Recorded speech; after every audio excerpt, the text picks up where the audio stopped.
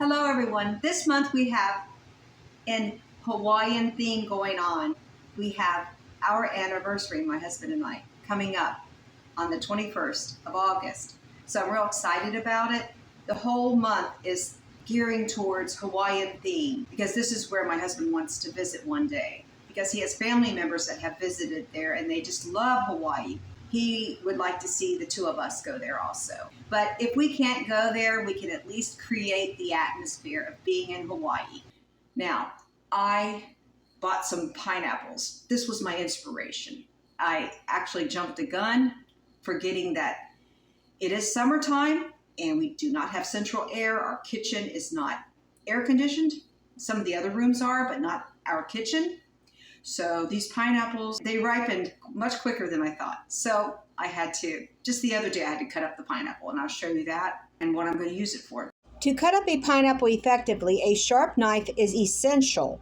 Mine could be sharper, let's say. When I worked at a hotel several years ago in catering, they had very sharp knives. So I'm struggling here just a little bit. But you know what? I'm using what we have and it works. Now I'm carefully cutting off the brown peelings very thinly so as not to waste any of this juicy, delicious pineapple.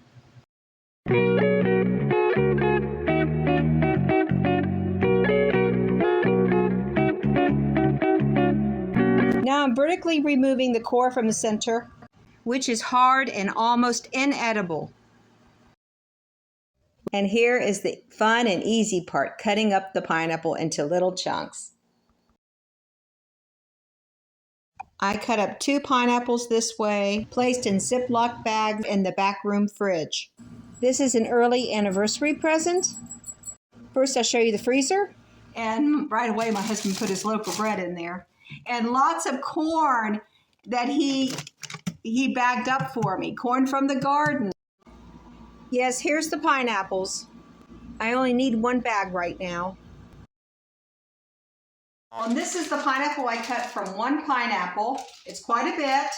That pineapple only cost $2.05. That would be 2 cans of pineapples, approximately. And a can of pineapples usually cost around $1.29. I mean, that's the amount that just came into my head. So two cans of pineapples would cost more than 1 pineapple at that price. $2.05 is a steal. We got the pineapples from Aldi. I'll also, in the recipe that I saw online, red pepper or green pepper, and this is a combination of both from the garden. It's starting to turn red, so I'll use that in the stir fry, along with some onions. I'm finally using up this store-bought onion that we need to use up. And we do not have mushrooms, but we do have edamame, Which is baby soybeans. What I'll do is I'll make the stir fry as a vegetable stir fry with pineapple. And then I'll just add, these will be in the oven, chicken tenders, and we'll add those in at the end and with the sauce, and it will be very similar to a sweet and sour sauce. So I start the stir fry by slicing up bell pepper and onion.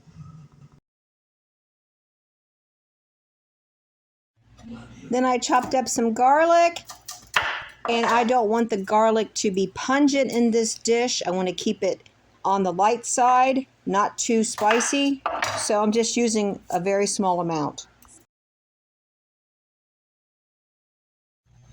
Then I just heat up olive oil in a frying pan and saute my veggies, stirring occasionally. It only takes a few minutes until they're fork tender. Then I added Worcestershire in place of soy sauce, a little apple cider vinegar, garlic salt, a little water, brown sugar, and minced garlic. Turn up the heat and give it a stir. To thicken the sauce, you can add a cornstarch slurry and give it a taste test and season with salt and/or pepper. I also added crushed red pepper, and we wanted this taste for this dish. That was another reason I did not add too much garlic. As the sauce began to thicken, I used a whisk. After whisking, you can decide if you need to add more water. Now that the vegetables and the sauce are cooked, I'm adding the pineapple. If you're using pineapple from the can, tidbits would be ideal for this because I did cut the pineapple in smaller pieces. Now I'm shelling the edamame. These baby soybeans are so delicious just by themselves. You could eat them raw, but I'm going to find a way to roast them with flavoring so my husband will enjoy them as a snack too. And I picked some garlic chives that grows wildly outside. It has delicious flavor. I've got 3 garnishes going on here: cashews, edamames, and garlic chives. The chicken tenders are done. I'm going to cut them up in thirds and add them to the stir fry. And here is the stir fried pineapple with chicken and cooked rice. I'm serving this family style for my husband and me, and we will have leftovers. Now I'm just going to garnish the dish with these healthy condiments.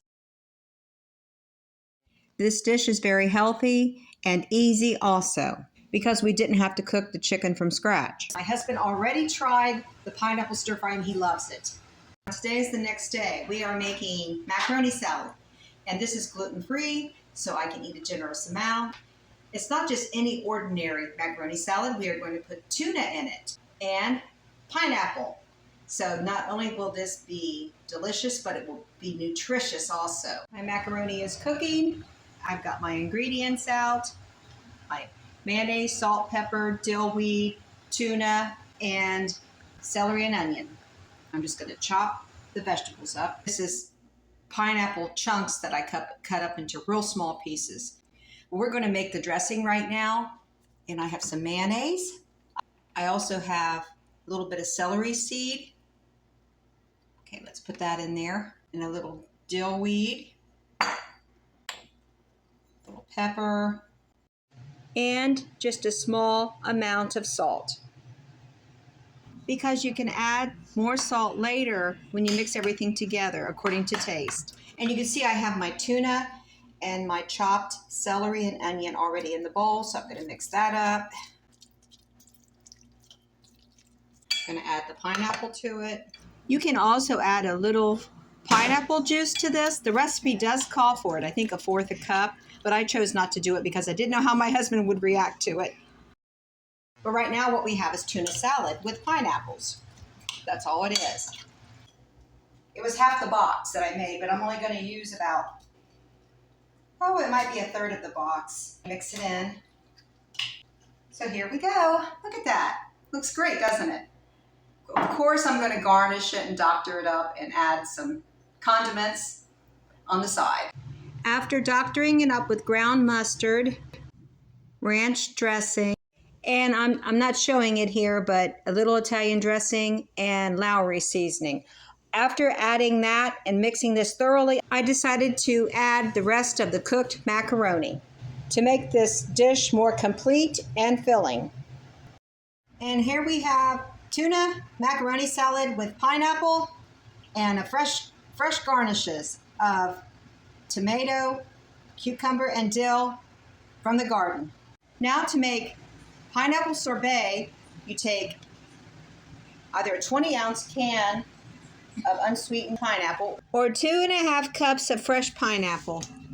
put it in a food processor, add 3/4 cup of sugar, and we have 2 cups of milk. Now I want to turn this into buttermilk because this will give it a really good flavor. So I'm going to add 2 tablespoons of lemon juice to the milk and stir it in.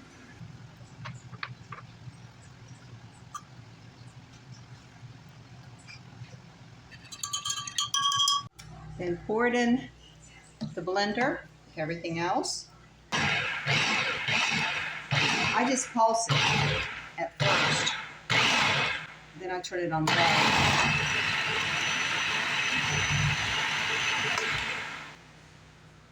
Then you go through and make sure it's pureed enough, but we still have little chunks, but that's fine. Yeah, as long as they're not real big. Then you would process this some more. So I've got it in the container. Actually, the container is 10 by 7 and about 3½ inches in depth. So I'm going to put this in the freezer for 3 to 4 hours, and then we'll give it a taste test. The sorbet is ready, and I'm ready to try it.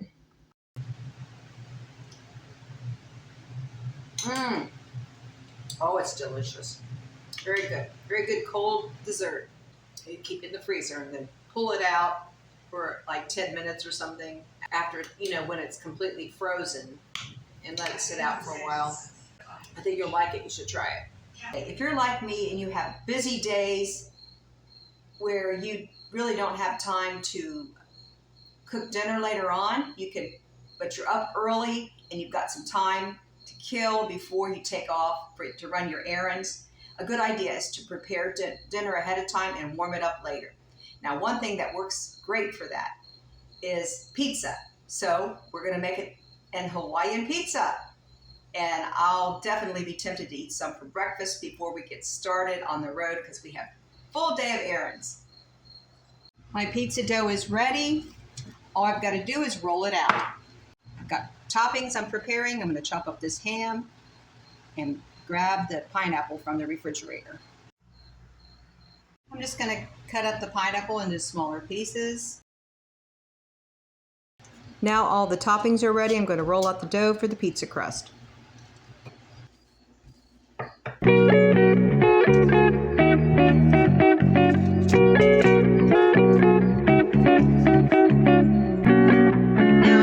going to put a few spices in the tomato sauce, oregano, parsley, basil, and garlic powder, and a little sugar to keep the hubby happy. He likes sugar and tomato sauce. Put the sauce over the pizza crust. We have our toppings. First cheese, then the other toppings, ham, onion, and bell peppers, and pineapples. And I'm going to finish the toppings. I'm going to do a special centerpiece for this pizza to give it like a tropical Hawaiian look. I have some bell pepper that I sliced to put in the center to give it a tropical look. I'm going to put this in the oven, preheated at 400 for about 25 minutes. Believe it or not, we still have pineapple left. Those were very large pineapples, I guess. It's more than what I expected. So I'm going to use the rest of this pineapple for another dessert, a pantry dessert. And I will just turn down the oven to 350 after I remove the pizza. We are making a very healthy pineapple oatmeal crisp. I'm going to mix in some sugar and cinnamon. I did spray the pan. I just have a habit of doing that. It didn't say you needed to. Probably it wasn't necessary because we have liquid from the pineapple. Better safe than sorry. Now we are making the topping for this pineapple crisp. You can use butter or margarine, brown sugar, and mix that together really well. Then mix in your oats and blend together very well. Almost like when you make oatmeal cookies, you mix the butter with the oats and the sugar. And you can use your hands to mix this up like oatmeal cookie dough. And be sure to use a larger bowl than I did because this is too small to mix everything up well. You want the oats mixed in with the butter and cinnamon. So this appears to be a very thick topping, but it will reduce down some as it cooks. This is ready to bake. In a preheated oven at 350 for 30 to 35 minutes. And you didn't see the pizza in there, did you? No, the pizza is done, and here it is. Looks really, really good. You can see what I tried to do here with the tropical decoration in the middle. It could have been centered better, I suppose, but I love it anyway. Let me know what you think. And the apple crisp is done. And I decorated it with pineapple and grapes. This looks super healthy, almost like a granola, but we know there's pineapple filling there also. Thanks for watching today. I hope I inspired you to cook up some good food on a budget, and you can use up your fruits and vegetables and just create something not just delicious, but healthy and beautiful. Please like, subscribe, and share, and come back again. I'll see you on the next one.